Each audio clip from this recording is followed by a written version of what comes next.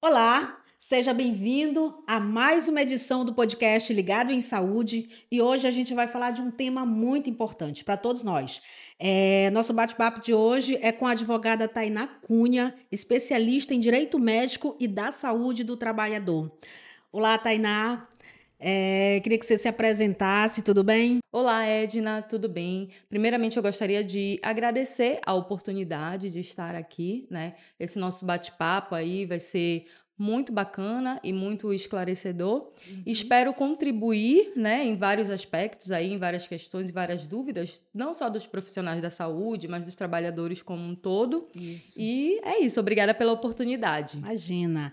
Tainá, vamos começar já falando sobre a questão no âmbito no âmbito profissional. Explica para gente sua linha de atuação no âmbito da saúde, quais as causas que você defende, tanto do médico quanto do trabalhador da saúde. Bom, eh, a minha linha de atuação no direito médico, ela vai no direito médico, ela segue uma linha do direito médico preventivo até o direito médico contencioso. O que seria esse direito médico preventivo? É a prevenção do médico em sofrer um processo. Uhum. Então, eu faço todo um trabalho voltado para as clínicas médicas, para os hospitais, para que eles tenham assim a prevenção de um processo. De que forma? Analisando todos os riscos que aquela instituição pode estar sofrendo, seja eles consumeristas, né, riscos ali de um piso inadequado. E isso agrega Muito muito para o legal. paciente, porque o paciente ele tem a segurança de que ali naquele ambiente ele vai ser bem atendido. Isso. A gente verifica todo assim uma minimalização, né, de uma questão que vai levar a um processo. Então, no âmbito preventivo, é isso. A gente trabalha muito essa questão também do direito do trabalho, do direito do trabalhador. A gente verifica se as clínicas, se os hospitais estão cumprindo ali aquela regulamentação, a CLT, tudo direitinho, a contratação, se ela está sendo feita de acordo com o que manda, o que diz a CLT, a depender de Uhum. como é essa contratação, né, com esse hospital, com essa clínica, a gente atua bem nesse âmbito preventivo, para prevenir tanto o hospital e a clínica de um processo, como para o paciente, porque hoje em dia a gente vê assim essas questões da informação do paciente, que é algo assim muito importante. O paciente ele precisa estar bem informado. Se ele vai realizar um procedimento médico, ele precisa daquela informação para ele ter autonomia de decidir. Se for um procedimento, se não for um procedimento de urgência, ali que o médico precisa Uhum. ingressar. Então, o paciente ele precisa ter essa autonomia. Então, a gente segue nessa linha aí, a gente elabora os contratos, os termos de consentimento, para o paciente ter a ciência do que ele está vivendo. Isso gera uma segurança também para o paciente. É algo Isso. muito importante, né? No âmbito da saúde, qual que é a minha linha de atuação? Porque, assim, existe uma diferença entre o direito médico e o direito da saúde. E no direito médico também eu atuo no contencioso, que o que que é o contencioso? O médico, por um único ato, ele pode responder em 3 esferas, que Uhum. é a administrativa, perante o seu conselho, infrações éticas que ele comete, a cível, né, que é o dever de reparar, de indenizar o paciente quando acontece ali algum erro, alguma questão que podemos dizer que foi um erro médico, aí eu tenho o dever de reparar o paciente. E a depender da análise do caso, a gente precisa Uhum. analisar documentos, a gente precisa analisar o prontuário. E é muito importante nessas questões um prontuário bem elaborado. E muitos Que médicos servirá de respaldo de ao profissional, respaldo. ao médico, O principalmente, médico, né? justamente. O prontuário médico, ele é do paciente. O médico não pode negar esse prontuário pro paciente. Isso vale também para os planos de saúde, quando a gente chega para atender um Sim, filho, que eles têm todo aquele relatório de atendimento, do que foi passado de sim. medicação, de retorno. Então, isso. Vale. Se você solicita esse prontuário, o plano de saúde, a instituição, o hospital, ele não pode negar, porque o prontuário é do paciente. Uhum. Mas um prontuário bem elaborado, ele vai eximir, ele pode eximir o médico de uma condenação, de condenações altas, inclusive de condenações penais, porque o médico também pode responder no âmbito penal, se ele cometeu um crime, né? Se o paciente veio a óbito, em decorrência de uma negligência médica, então ele pode responder por esse crime. Mas se ele provar ali no prontuário, se ele tiver provas concretas de que aquele óbito não ocorreu por negligência dele ou por um ato Isso, dele, então ele exatamente. pode ser eximido de uma condenação. Então é muito importante o prontuário médico, né? Tanto para o paciente como para o médico, para as clínicas, para as instituições. E em relação ao direito da saúde, que é como eu estava falando, é uma coisa diferente. Geralmente, no âmbito do direito da saúde, eu trabalho o quê? Com as negativas do plano de saúde. A gente percebe muito os planos de saúde, eles não cumprem os direitos dos pacientes. Está sendo rotineiro, Rotineiro. diário. Diariamente a gente vê. Inclusive, essa semana eu vou adentrar nesse assunto um pouquinho mais para frente, que eu, segunda-feira, fui com uma paciente que ela teve seu direito negado e aí a gente conseguiu reverter isso judicialmente. Mas olha, Tainá, no meu caso, o plano Uhum. de saúde tem situações que é omisso, que a gente quer um atendimento, tá difícil procurar uma consulta médica, tá difícil conseguir também, principalmente as consultas especiais, no caso de uma mãe atípica que tem um filho com Sim, autismo, que sim. precisa daquele cuidado mensal do psicólogo, do fono, do neuro, e isso tem sido um dos maiores problemas dos planos de saúde. É importante a gente afirmar também uma situação muito importante, além do saque,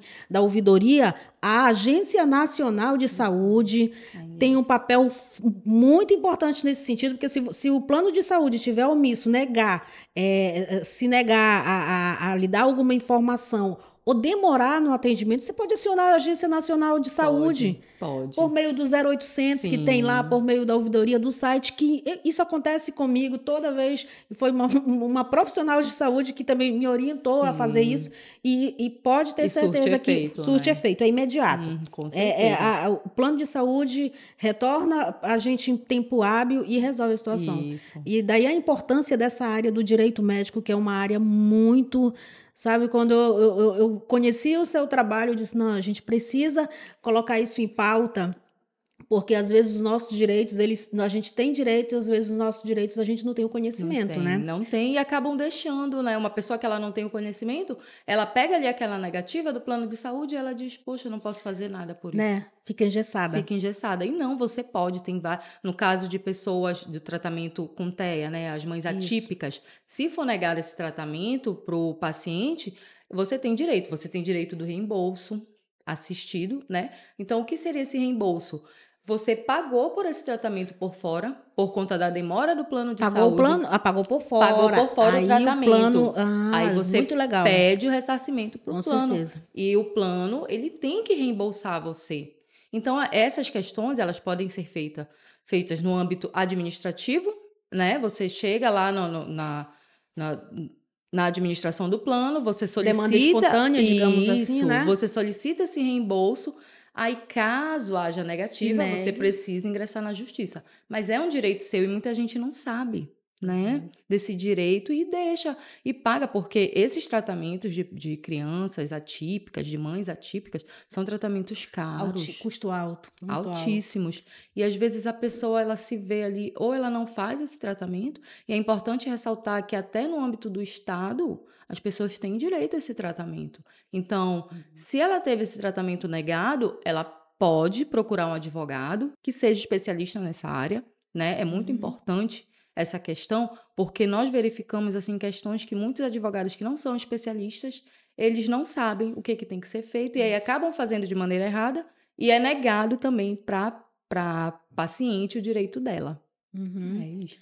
E no âmbito do trabalho, as questões de vínculo empregatício, que existe aí a pejotização da medicina, As horas extras não pagas. as horas extras, tudo do âmbito trabalhista. Se o trabalhador ele quer ingressar com uma ação trabalhista, na saúde e também fora dela, eu faço, não tem problema nenhum. Então, tudo que vale somar para o trabalhador, para o empregado, a gente faz essas ações. Ok, muito bem. Tainá, em quais circunstâncias é feita a defesa dos médicos em processos judiciais? Pois é. Essa é uma questão, como eu disse anteriormente, o médico, por um único ato, ele pode responder em 3 esferas, que é a administrativa, né, que é perante o seu conselho, que é a cível e a penal. Na esfera administrativa, existe a sindicância médica, que é o procedimento antes do processo ético, digamos assim. E o que acontece? Muitos médicos, quando é aberta essa sindicância, eles negligenciam. Eles acham que não vai dar em nada e acabam ou não respondendo ou não fazendo nada. Ou então, quando respondem essa sindicância, eles acabam, como é que eu posso dizer? Ao invés de se defenderem, eles acabam se complicando. Eles complicam ainda mais. Então, quando é aberto um processo ético, que a gente passa ali para fazer a defesa, a gente não tem muito o que fazer. Porque a sindicância, ela é um momento processual primordial, porque uma boa defesa da sindicância médica nem é aberto o processo ético. O médico, ele é eximido ali daquele... Não vai ser aberto o processo para ele se ele tiver uma boa defesa na sindicância. Então, doutores, não negligenciem a sindicância médica. Contratem um profissional qualificado para fazer essa sua defesa, porque é muito importante essa fase pré-processual. No âmbito civil, né, que é o dever de indenizar o paciente, a gente vai analisar quais provas que esse médico tem, que é o prontuário. Geralmente o médico só tem a prova do prontuário. Então, é elemento fundamental. Fundamental. O prontuário ele tem que ser preenchido ali de maneira correta, anamnese, passo, né? passo a passo. E isso, se quiserem me procurar, eu assim, ensino juridicamente, porque a parte médica eu deixo com eles, né? Mas assim, o passo a passo que tem que fazer um prontuário, para ter um prontuário bem elaborado. E eu vou deixar aqui, nessa questão do âmbito civil, um caso que aconteceu recente no meu escritório. Sim. Que um médico me procurou porque ele foi denunciado por uma paciente por negligência médica. Só que o que acontece? Quando eu analisei as provas que ele me trouxe, e esse médico, assim, ele é todo correto, ele é todo certinho, eu verifiquei que o prontuário dele estava bem elaborado, estava tudo ali, tinha a prescrição de tudinho, ele não negligenciou aquela paciente, ele teve toda a conduta acertada, e isso eu levei para o processo. Então, eu acredito muito que ele vai ser eximido aí dessa condenação. E é uma condenação alta. O valor da causa, a depender do que os pacientes pedem, Altíssimo. de 100 mil para cima. 500 mil, 1 milhão. Então, é muito importante o médico não negligenciar o prontuário. E também pode eximir ele de condenações penais, né? No âmbito penal. O médico, como eu disse, é omissão de socorro, cometeu um crime. O que é omissão de socorro, propriamente falando? A omissão de socorro é quando o médico ou profissional da saúde, no geral, precisa prestar aquele atendimento e não faz. Isso vale para unidades? Ou, por exemplo, eu sou médico e eu estou aqui, acontece um acidente, pode-se considerar que, por exemplo, na rua, num avião, num voo, alguma coisa, pode-se considerar omisso? Pode. Mesmo ele não estando Mesmo em atuação profissional no pode. ambiente? Quando você é médico, você tem o dever de prestar o socorro. Então, se você se omite a isso, você pode responder criminalmente, pode até ser preso por conta disso. Omissão de socorro. É algo muito sério e que às vezes as pessoas não se atentam tanto para isso. E aconteceu um caso comigo. Uma vez eu estava viajando, estava em viagem, porque eu ia para o fórum de Ipixuna, e nesse interim aconteceu um acidente. E aí eu vi do outro lado da rua uma ambulância que eles estavam ali. Mas já estou em chamado, e aí? Não, quando você está em chamado, não. Aí você tem que analisar os riscos, digamos assim, porque você também não pode desassistir o outro paciente. Que já está na frente. Que está na frente, entendeu? Aí é toda uma análise de um risco ali. Mas nesse caso, eles estavam almoçando. E aí eu peguei, dei a volta e fui lá informar para eles que tinha acabado de acontecer um acidente e que era para eles irem lá prestar o socorro à vítima. Eles não estavam em atendimento e eles se negaram a fazer.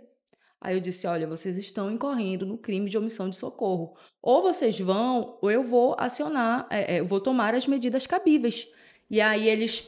Aí a importância do conhecimento, né, Tainá? E Isso. isso não serve só pro advogado. Não. Nós, como Como cidadão, cidadãos, a gente sim. também tem a obrigação Dever legal de saber saber. desse conhecimento e de colocar em Com prática. certeza, porque né? aí você vê uma situação dessa, você já sabe em que está se enquadrando, então você já diz para aquele profissional, olha, se você não for, você pode responder por isso. E aí ele, consequentemente, como aconteceu, eles foram atender o E paciente. tudo correu bem. Tudo ocorreu bem. Que bom.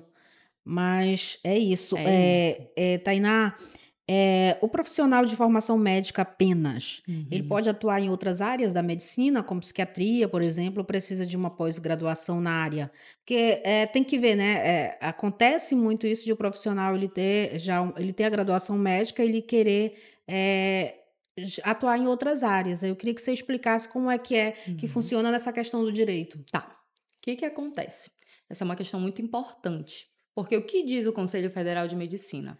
Que a partir do momento que o médico ele está inscrito, ele está regularmente inscrito no seu Conselho Federal, ele pode atuar em qualquer área, em qualquer especialidade, que assim ele se sinta confortável, digamos assim, que ele se identifique, que ele tenha o conhecimento daquela área. Isso. Então, ele pode atuar, sim, em qualquer área, tá? Porém, existe a questão do RQE, que é a especialização naquela área, tá? O profissional que ele possui o RQE, que é a residência médica, ele estudou ali, digamos, a depender da residência que ele escolheu, de 2 a 5 anos a mais, só aquela especialidade. Então, aquele profissional, ele é dito especialista para fins de publicidade médica. Então, ele pode dizer que ele é especialista naquela área. O profissional que não possui esse RQE, ele não pode se intitular especialista, apesar de que ele pode atuar, mas também ele atuando naquela área, se o paciente sofrer algum dano, ele tem que responder, ele vai responder pelos seus atos. Mas atuar ele pode sim. E os médicos que possuem pós-graduação, que ela é diferente da residência médica, a pós-graduação, a residência médica torna o profissional especialista, porque ele tem ali, ele passa por uma prova que é bem difícil, bem concorrida, ele estuda vários anos ali, ele se dedica àquela especialidade, digamos assim, a dermatologia.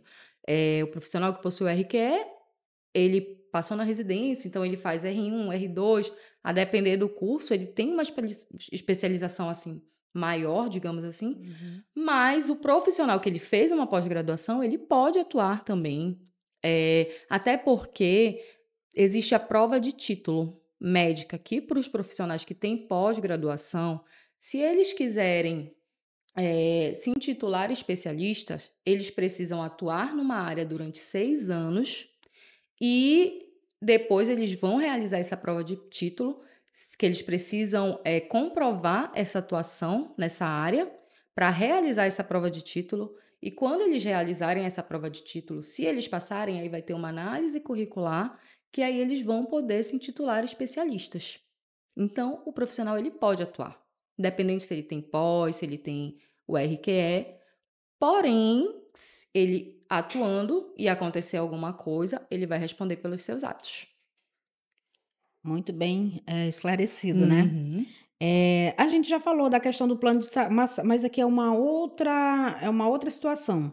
Os planos de saúde, eles podem cancelar o tratamento médico continuado? Não. Plano Vamos de só saúde. exemplificar para ficar bem entendido aí. Perfeito. O que acontece? O plano de saúde, ele não pode cancelar o tratamento médico continuado. A lei dos planos de saúde diz o quê? Que o paciente que está em tratamento médico continuado não pode ter o seu plano de saúde cancelado. O STJ entende da mesma forma e diz além que mesmo que esse paciente ele esteja devendo o plano de saúde, ele não pode ter este tratamento cancelado. Por exemplo, eu possuo uma doença autoimune e eu faço o tratamento ali, eu preciso daquele acompanhamento do profissional todo mês, eu preciso de uma medicação todo mês. Então, mesmo que eu esteja devendo, eu não posso ter o meu plano cancelado. Não Essa é a posso. questão do plano, digamos, se estiver devendo, o plano de saúde bloquear o serviço. Não Isso vale pode. também, porque eu puxo muito a causa das mães, das mulheres e principalmente, como mãe que nós somos, né, principalmente Sim. das mães atípicas. Isso vale também para as mães que Com a têm crianças com com aquele é TEA, isso. sim, vale. Eles não podem cancelar, é indevido o cancelamento desse tratamento. Então, é muito importante as pessoas saberem do seu direito. E aí, o plano cancelou, o que que eu tenho que fazer? Primeiro, você vai no administrativo, né, administrativamente, pergunta ali o porquê desse cancelamento. Uhum. Geralmente, às vezes, eles não gostam de produzir prova contra eles. Então, aí a gente Isso. já ingressa direto com uma ação judicial e pede para que seja, que esse tratamento, que essa pessoa aí seja reintegrada no plano. A gente vê muito também, Tainá, a questão do idoso assistido, né, que tem que ter Tratamento home todo care, isso. não pode negar, E aí não os pode custos são cancelar. e o plano de saúde do idoso, ele já tem um valor totalmente Elevado. diferenciado, né, Isso. dos demais, diferenciado de forma negativa, na verdade. Uhum. E aí no caso o idoso ele precisa de uma assistência, principalmente o acamado. E E tem ele muitas não situações de não fornecer de oxigênio. não fornecer medicamentos. E o plano de saúde ele pode também oferecer o Sim. medicamento de alto custo? Sim, pode. Inclusive é uma das perguntas, né, que o que que acontece? O tratamento, o diagnóstico, quem passa, quem prescreve é o médico. Uhum. Então, independente do valor que o médico colocar ali, o plano de saúde tem que cumprir. Ele não pode se negar a cumprir e ele não pode dar meios paliativos para isso, entendeu? Então, já há entendimentos de que o médico prescreveu é o que tem que ser cumprido, porque é o que o paciente precisa. Precisa, a necessidade do E isso é paciente, a não é isso? necessidade do paciente. Aí a gente vai aqui passar para a questão do trabalhador, mas depois a gente tem uma outra situação também do direito médico. Uhum. No caso do atestado médico, há um limite de apresentação Não há um limite de por ano, apresentação. digamos assim. Não. Não há um limite de apresentação de atestado médico por ano. Se o atestado médico ele for válido, né, não há um limite de apresentação. Então, um exemplo prático, o patrão, o empregador, ele é obrigado a aceitar esse atestado. Uhum. E se ele não fizer, se ele não aceitar, o empregado pode até entrar com uma rescisão indireta do contrato de trabalho, pode entrar com uma ação de rescisão indireta do contrato de trabalho, porque essa é uma falta grave do empregador, segundo o que diz a CLT. Então, eu adoeci essa semana, o médico Sim. me deu um atestado de 2 dias. Eu levei lá na empresa, a empresa é obrigada a aceitar. Uhum. E ela não pode descontar nada por isso. Eu adoeci semana que vem novamente. Eu adoeci semana que vem novamente. E levei um atestado de 1 dia. A empresa é obrigada a aceitar. Agora, se esse tratamento ultrapassa 15 dias seguidos, aí o que que É bom acontece? O lembrar. que que acontece? O empregador, ele não tem mais a obrigação de pagar os salários do empregado, mas essa obrigação ela é passada para o INSS. O INSS tem que cumprir, tem que pagar, né, o salário do empregado. Então é Mas é todo um importante processo, sei que ir lá todo um na processo. receita, tem que fazer tudo, Isso. e aí às vezes o doente não pode. Mas tem também a questão que a questão da pessoa que usa de má fé, mas isso aí tem como se descobrir? Tem. Assim, é uma questão bem complicada. Por É, bem quê? complexa, né. O médico é bem complexa. Porque o médico, primeiramente, uma das coisas que muitos médicos não sabem e muitos trabalhadores também não sabem. O médico, ele não pode colocar o CID no atestado médico Hum. sem que o paciente peça, sem que o paciente autorize. Então, se você chegar para uma consulta médica e você verificar que o médico colocou o CID Só para a gente ali, deixar especificado aí, o que que é o CID? o CID é a doença que esse Uhum. paciente tem, entendeu? Ele não pode Não pode, colocar. não, ele não pode. E muitas empresas obrigam os trabalhadores a pedirem esse E CID. como saber que realmente é aquilo que ele está falando que teve, no caso, ou uma virose, ou não pode. Aí, assim, É você uma, é tem uma questão de autorização mesmo do do paciente, né? paciente. O paciente, se ele não quiser que conste o CID, ele não é obrigado a pedir para o médico, e o médico, é um dever do médico não colocar esse CID, tá? Vamos deixar bem claro isso, o médico ele não pode colocar esse CID, porque aí ele vai estar quebrando o sigilo médico-paciente Uhum. com a inclusão desse CID se o paciente não autorizar. Muitas empresas exigem que conste esse CID justamente para saber que doença esse paciente tem. Mas se o empregado ele não quiser colocar, ele não é obrigado. E aí, como que a empresa vai fazer para saber se ele não está Essa é uma mentindo? questão, né? Aí a empresa vai ter A que questão investigar da outros relação de meios. confiança, né? Isso. A empresa vai ter que verificar outros meios aí para conseguir, né? Porque o que o médico disse, Alice, é um atestado médico válido, então a empresa tem que aceitar, não tem muito o que discutir em relação a isso. E aí, no caso, tem paciente que tem a questão da saúde mental, que a gente sabe que a saúde mental ela tem uma relação muito grande, não só também familiar. No caso, ele não vai ficar bem em casa, ele não vai ter ânimo para trabalhar. E tem a questão aí já desenvolve doenças, né? Desenvolve E como é que fica doenças. nessa questão da pessoa que tem eh, a saúde mental abalada e que precisa, às vezes, porque a gente sabe que tem muita falta de trabalho por conta disso, né? Se Sim. ausentar do trabalho, como é que fica isso? O É, número de atestados. então, essa é uma linha aí muito tênue, né? Porque as pessoas realmente elas ficam com medo de apresentar muitos atestados e serem demitidas. E Uhum. assim, é uma coisa que realmente acontece, infelizmente.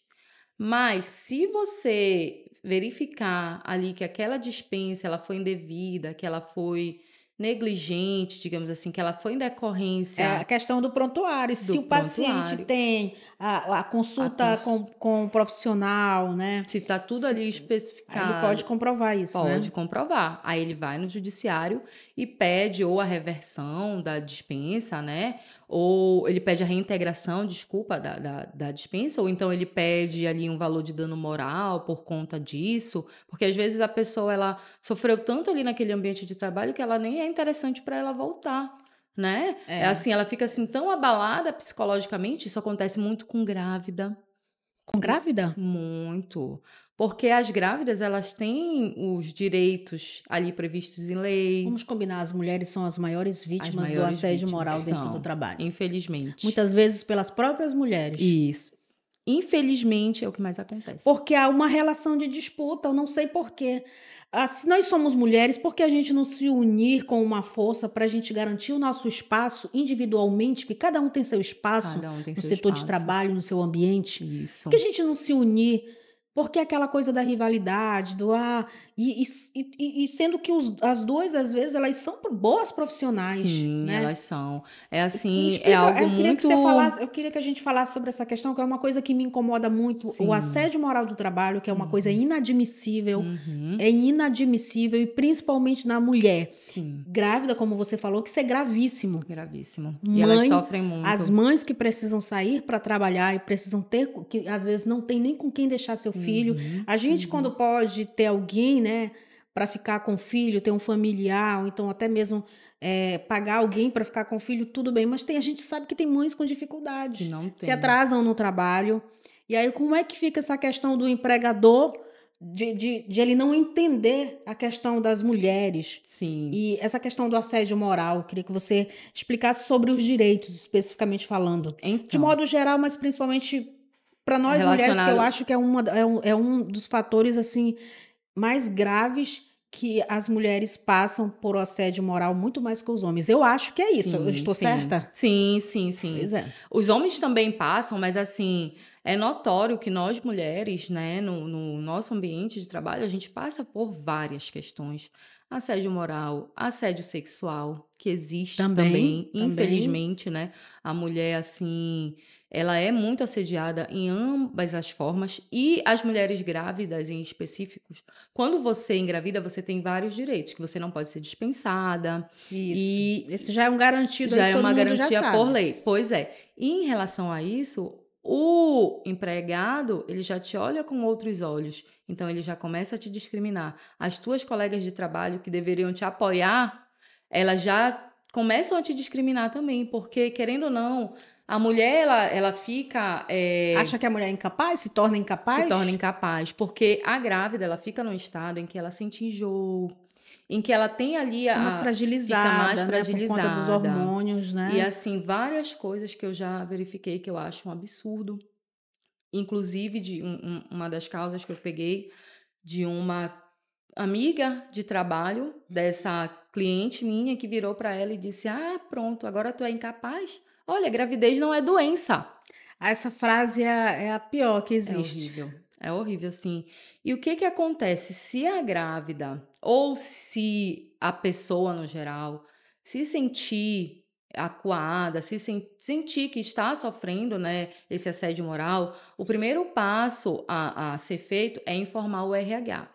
Só que a gente sabe que às vezes não surte efeito, né? Infelizmente, porque às vezes os próprios supervisores, eles estão Estão com ali apoio, com eles atuam sendo isso, apoiados. Sempre isso. que tem um assédio moral, tem alguém lá de cima da chefia mesmo, da autarquia, que apoia aquela pessoa. Aquela Aquela pessoa não pessoa. faz por acaso, ela sabe porque ela tem a Isso, cobertura. E isso é uma das coisas também graves, muito que grave. você não tem que apoiar Não, um ato não. Inclusive, se você de ficar crime. sabendo, se você ficar sabendo que alguém assediou o outro no ambiente de trabalho, você pode dispensar essa pessoa por justa causa.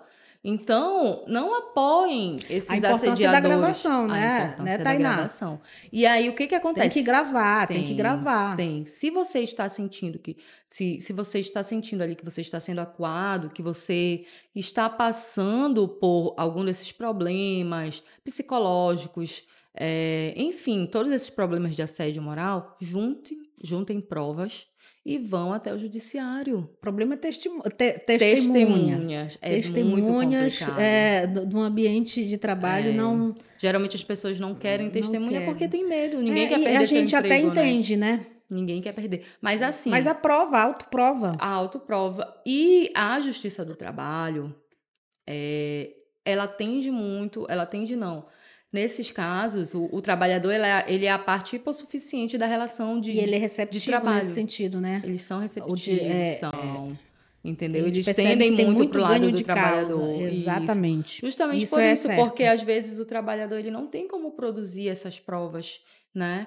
E a gente sabe que acontece muito, que as pessoas, assim, elas são assediadas moralmente e as pessoas acabam adoecendo por conta disso. A saúde mental da pessoa é impactada de uma forma muito, muito Muito, negativa. muito negativa. É muito triste, essas questões. E Assim são como advogada, que é pontos focais, Tainá, que a pessoa tem medo de encontrar nos corredores com a pessoa tem medo da ligação. Eu estava vendo uma vez, aliás, essa semana, na rádio, e aí a própria apresentadora, ela estava, era uma das pautas, e a própria apresentadora estava falando dos sintomas. Ela tinha medo de encontrar com a pessoa nos corredores do trabalho, ela tinha medo da ligação, ela tinha medo da mensagem. Quando ela viu o nome da pessoa, ela disse que o coração dela dava um ataque cardíaco. Olha só o impacto que é isso impacto. na vida de um trabalhador. Não seria mais fácil ter uma vida mais saudável, num Saudável. ambiente saudável? Por que E isso assim, acontece ainda nos dias de hoje? não deveria acontecer. Por quê?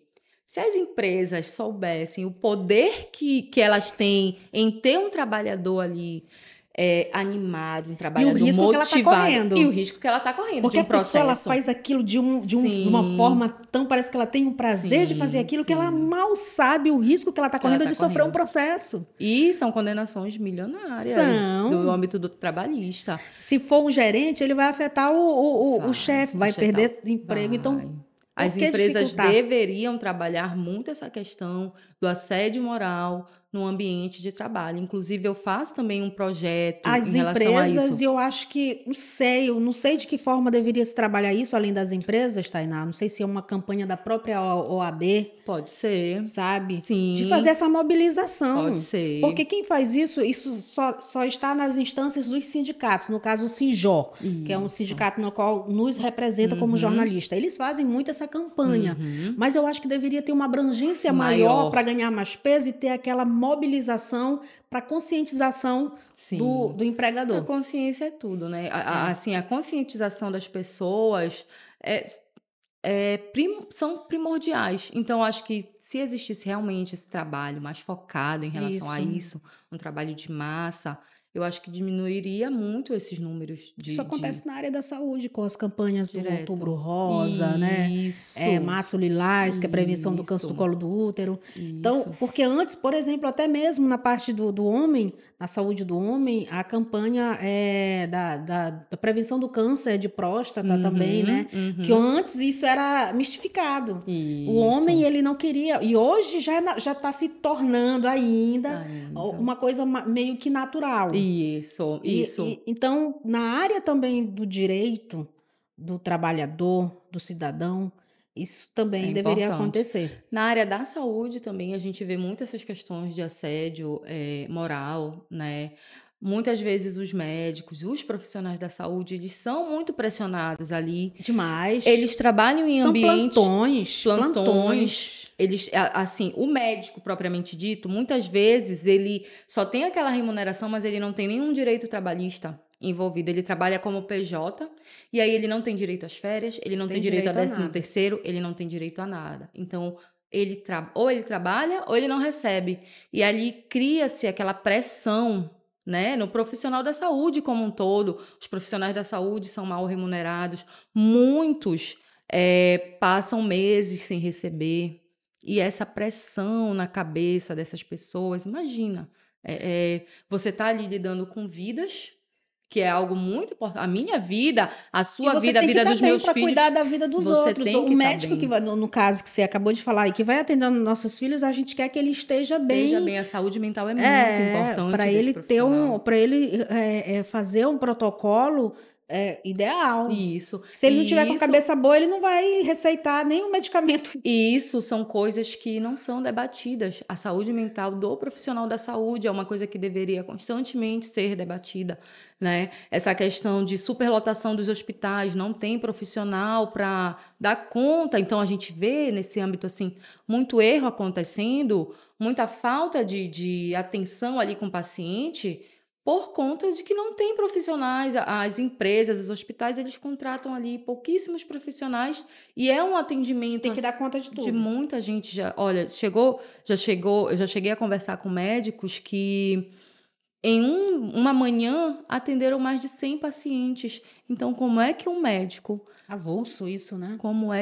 vai passar um bom diagnóstico, vai poder ali atender bem aquele paciente se ele tem uma demanda muito grande? Não tem, é humanamente impossível disso acontecer. E aí uma coisa leva a outra, e essa pressão é algo assim muito complicado, que eu acho que deveria ser trabalhado. Eu acho que pelo visto ainda vai ter mais que ter paciência, né? Sim, com certeza. Infelizmente.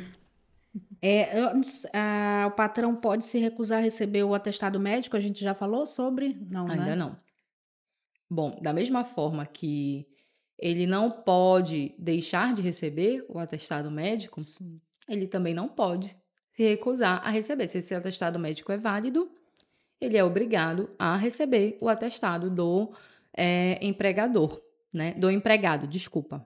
Do empregado. Isso. E a questão da renovação da receita médica, ela pode ser revalidada sem no caso, a reavaliação do paciente? Não, é indevida essa renovação de receita médica sem reavaliar o paciente, tá?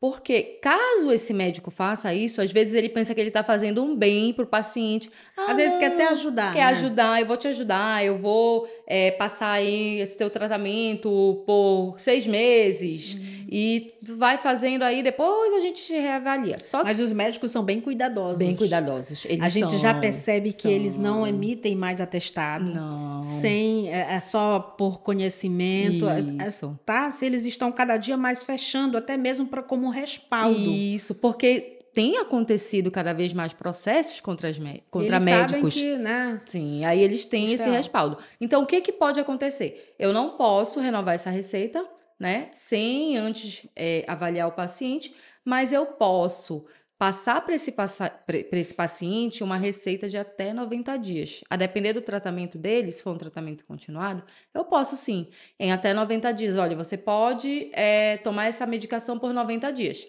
Após esses 90 dias, você volta para a gente reavaliar Ah, tá. essa sua conduta, para a gente reavaliar se você respondeu bem ou não pela Se a medicação. gente continua Se a gente com essa continua medicação, ou se a gente precisa trocar. principalmente na Isso. questão dos remédios de tarja preta, né? Sim, principalmente nessas questões. Então, ele não pode renovar essa receita sem antes ver o paciente. Agora, Tainá, em quais situações pode ser feita a quebra do sigilo médico? Bom, o que acontece? Em situações excepcionais, pode haver a quebra do sigilo médico. E por que eu te digo situações excepcionais? Porque um dos princípios basilares do direito médico é a relação médico-paciente, que é uma relação ali voltada ao sigilo profissional. Então, nas situações excepcionais, pode haver essa quebra desse sigilo. E quais são essas situações? Em casos em que o paciente ou seu representante legal autorizarem expressamente a quebra desse sigilo, e é importante Sim. que seja expresso por conta do respaldo jurídico do médico. Então, não quebre esse sigilo se não houver autorização por expresso. Essa autorização por instância maior, um juiz, Não. ou uma extrajudicial? O médico, o paciente ele vai assinar um termo para o médico, para o próprio médico.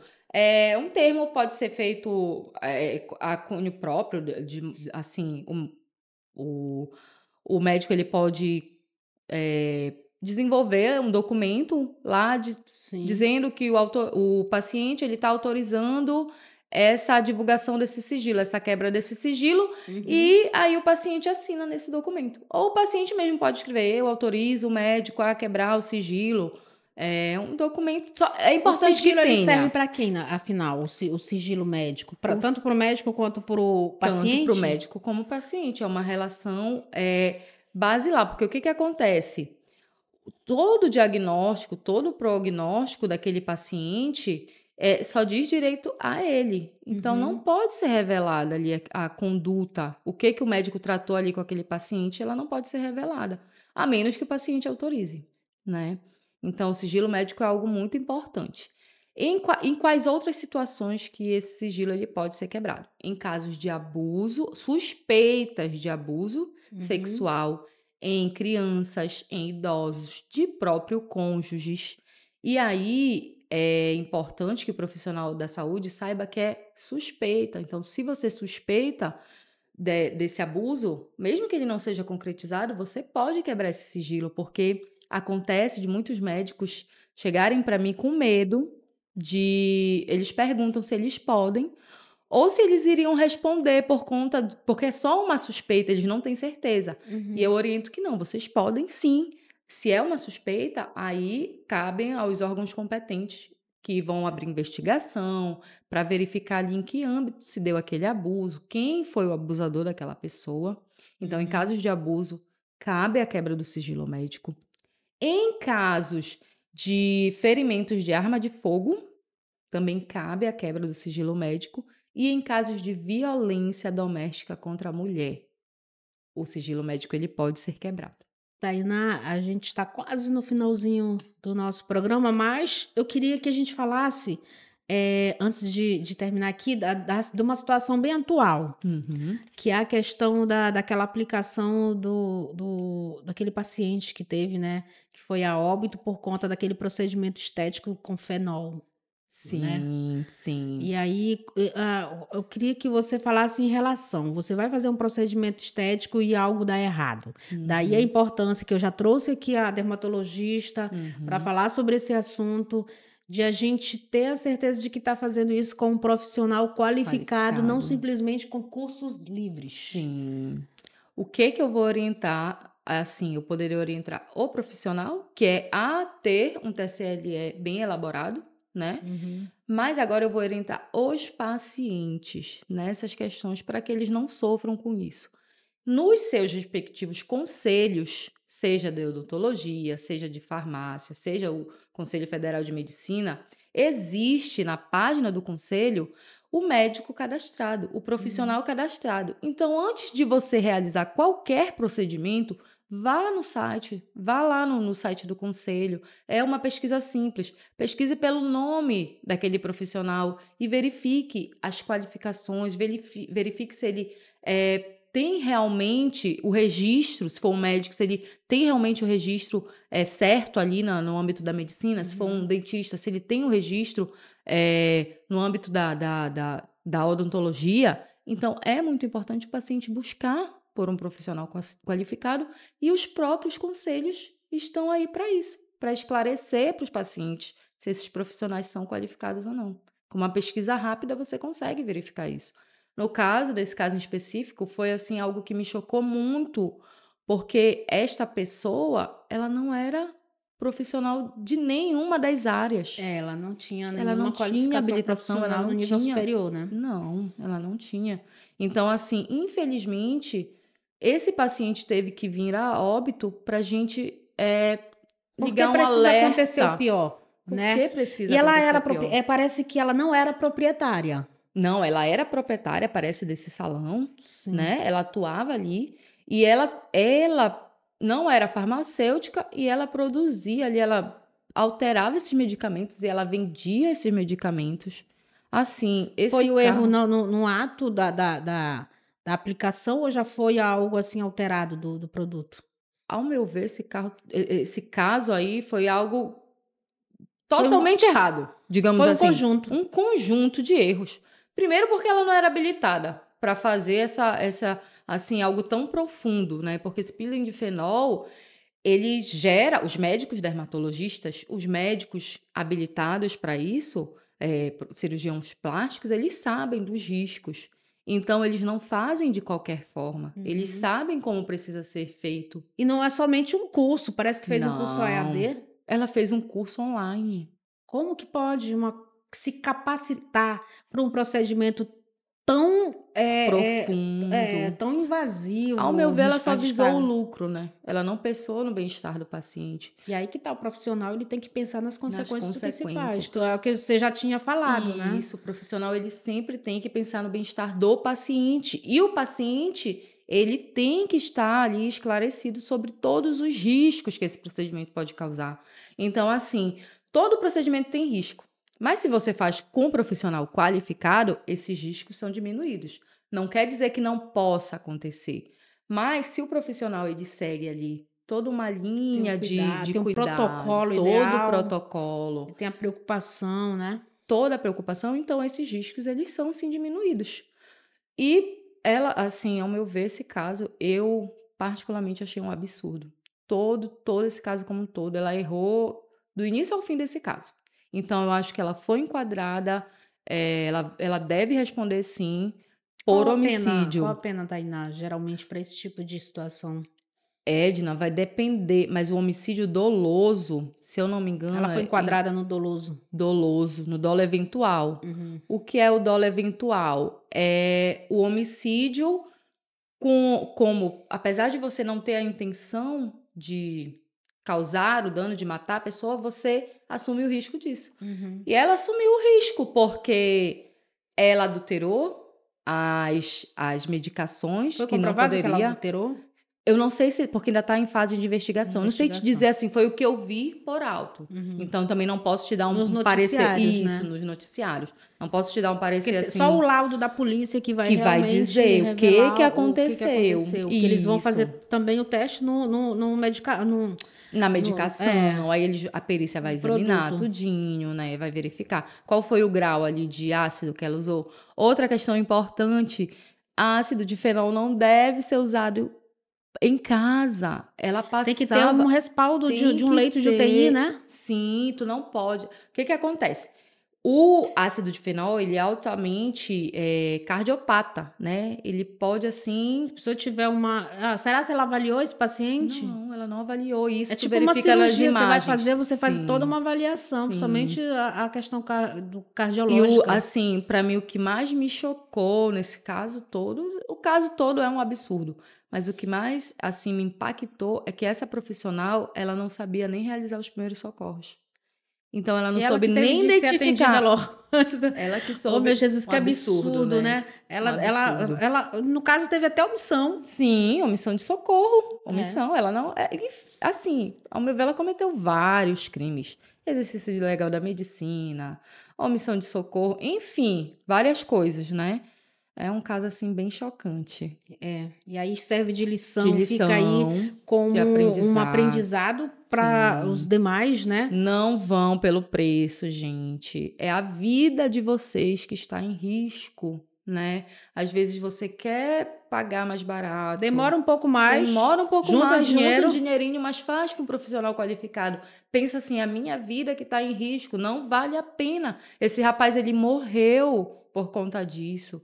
E aí também eu nem culpo o rapaz. Ele confiou no profissional. Né? Ele confiou. Ele pensou que ela era. Todos nós Isso. achamos que a gente está verifica ali, e aí a ilusão das redes sociais.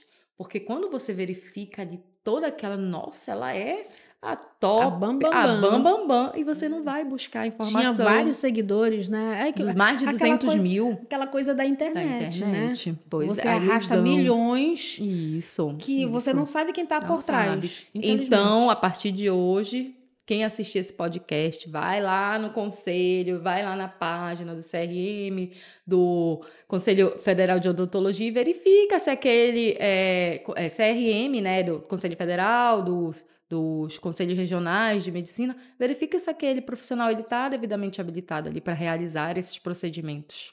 Custa tempo, um pouquinho de tempo, mas que salva a tua vida. Justamente. Exatamente. É muito importante. É isso aí, Tainá. Muito obrigada. Foi um bate-papo muito produtivo, foi bem enriquecido de informações que nessa área de direito com a saúde primordial para todos nós, né? Sim, para saber, assim, dos direitos de vocês. Exatamente. Né? Muito obrigada. Algo muito importante. Obrigada também, Edna, novamente pela oportunidade. E eu espero que tenham gostado. Qualquer dúvida que vocês tenham, pode entrar em contato comigo. Meu Instagram é Tainá Cunha, advogada. E qualquer coisa é isso. Pode entrar em contato comigo. Tá ok. Tá obrigada. Ok, obrigada.